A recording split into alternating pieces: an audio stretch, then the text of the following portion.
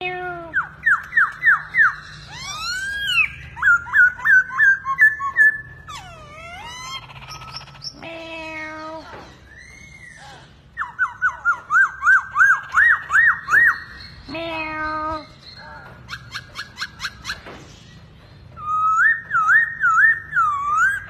con đây mình đã vô lửa cho nó chơi đẹp lắm á, bữa giờ không nắng đâu có lửa đâu.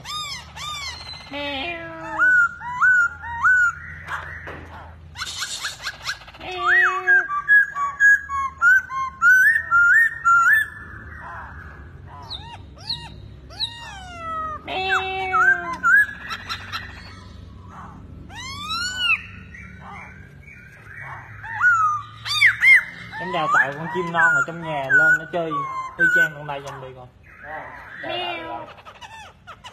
Nó ghét y chang.